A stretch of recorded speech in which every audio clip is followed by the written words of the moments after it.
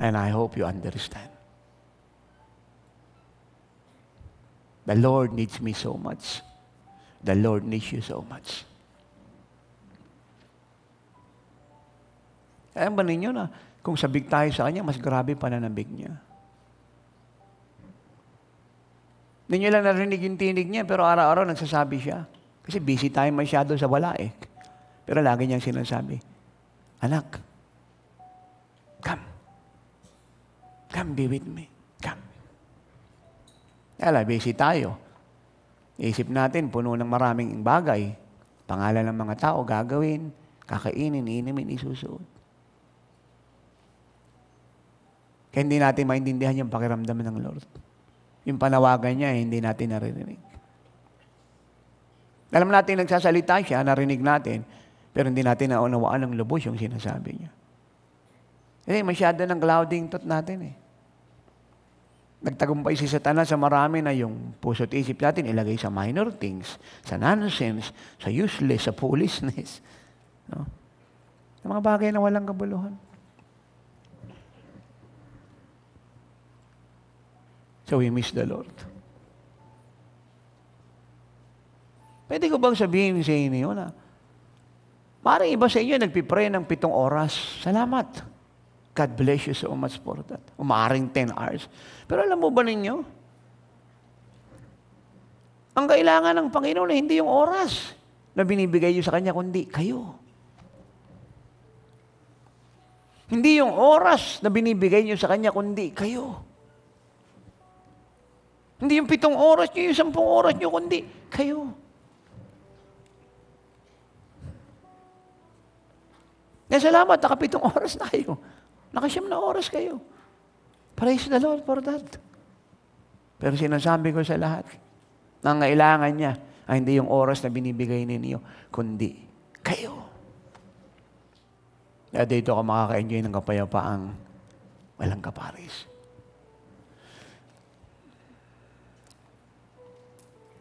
At dito mo maintindihan yung sinasabi ko na naunawaan ni Solomon that all material things, kahit siya'y bigay ng Diyos, ay meaningless.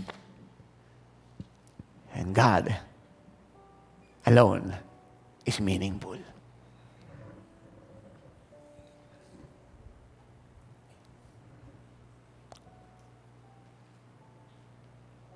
Tatay, kahit bigay ng Lord, meaningless. That's right. You are right.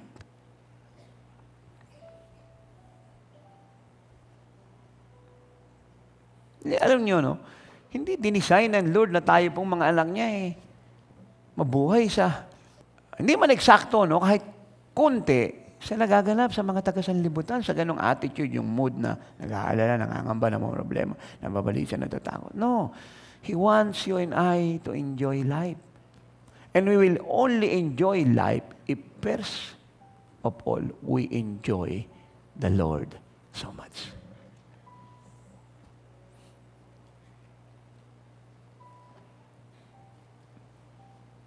Kaya yung pong nararamdaman nating gutom na gusto nating to be with the Lord forever, always, now and then.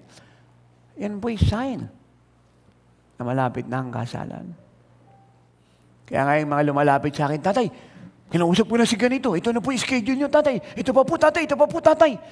Tatay, ito po yung mga senior. Ito po yung mga junior. Ito po yung mga youth, Tatay. Ito po, Tatay. Ito po, Tatay. Sagot ko, tabi mo muna yan.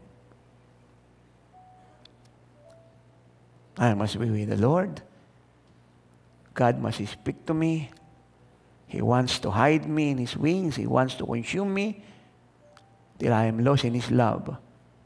Because He's preparing me for a higher glory, a higher works that you have never seen nor heard before. It will turn the nation and the world upside down and right side up for Jesus.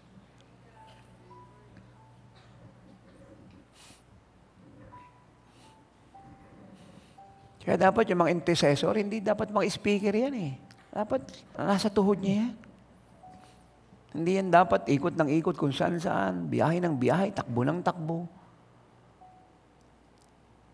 Dapat nilalakaran niya yung tawag niya.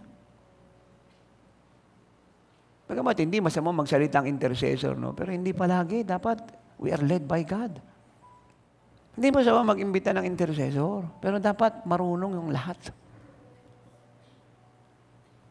At alam din ng intercessor yung kalagayan niya. Kahit sabihin pa natin magturo ka sa 200, hindi pwedeng ipagpalit yan sa 1,000,000 kaluluwa na maliligtas sa tuhod mo. Ay kung ipapag-pray mo yung man of God na sa likod ng buhay ng man of God ay bilyong kaluluwa, how can you replace the 200 attendee for that speaking engagement sa bilyong tao na makukonek sa buhay ng man of God? It always takes wisdom. Minsan, hindi naintindihan ng mga nangiimbita, dinidistrap pa nila yung will ng Diyos. Hindi kasi nagtatanong, hindi lumalago. Sige lang, sige.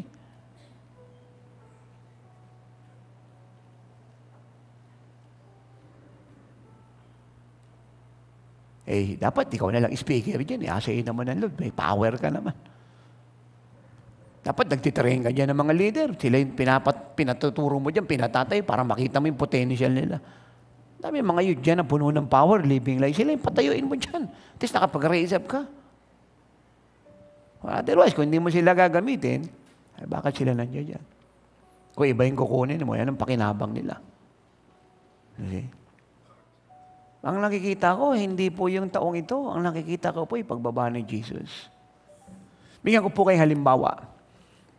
Nang nakalipas, sa Europe, sa isang bansa, pwede na yung abortion. Pag 16 years old ka, naging pregnant ka, kahit hindi ka magpaalam sa mga magulang mo, pwede ka magpa-abort. Walang crime yon. It's a law. Nang nakalipas, pinagmalaki pa nila, kauna-unahan sa Mexico, kasal ng bakla at lalaki. Masaya po sila. May sumunod na naman pong balita, sa Central America, kasalan ng lalaki at bakla. Yan. So palagi po yan. So ngayon, maaaring kayo magtanong, hindi mabuti to. Masama yung loob ng maraming crusader ng morality, ng integrity, at righteousness. Merong holy indignation. Mabuti po yun. Pero alam niyo, hindi niyo siya maawat. Because that is one of the sign of the coming of the Messiah. Genesis 6:3. Nung nakita ng Diyos na talamak na ang kasalanan ng buong mundo, na yung lalaki nag-asawa ng bakla at ang bakla nag-asawa ng lalaki at nagpakasal, ang tomboy at babae, ang sabi niya, gugunawin ko ang mundo. At yan din ang sabi ni Jesus in Matthew, in the book of Luke 17, verse 26 to 30. Kagaya ng panahon ni Noah. Yan. Ang mga tao ay nasa kalaswaan at kahalayan ng buong mundo. Biglang-bigla dumating ang baha. Ganito rin, biglang-bigla ibababa ang anak ng tao. So dahil po rito, we have to take our responsibility. Titigilan lang po natin yung kakapakinig po sa mga nagtuturo riyan ng paikot-ikot na turo na, alam mo yung pagbibigay, privilege yan. Yung prayer, privilege yan. Puro privilege yung naririnig mo. Kaya, dahil puro privilege, okay sa kanya, wag niyang gawin. Let me tell you, beloved, ang pagbibigay po, hindi po privilege lang. Siya po'y responsibilidad nating lahat. Utos po siya ng Diyos. Obligado po tayong magbigay. Obligado tayong manalangin. Obligado tayong mag-ayuno. Obligado po tayong mag-soul-win. Obligado tayong mamatay sa sarili natin. May tao po ba dito? Siya po'y inuutos ng Diyos. Hindi po siya pribilehiyang, siya po'y utos na dapat sundin. Tungkulin nating dumalo ng maaga, umuwi ng late. Tungkulin natin palaging pumunta ng bahay ng Diyos.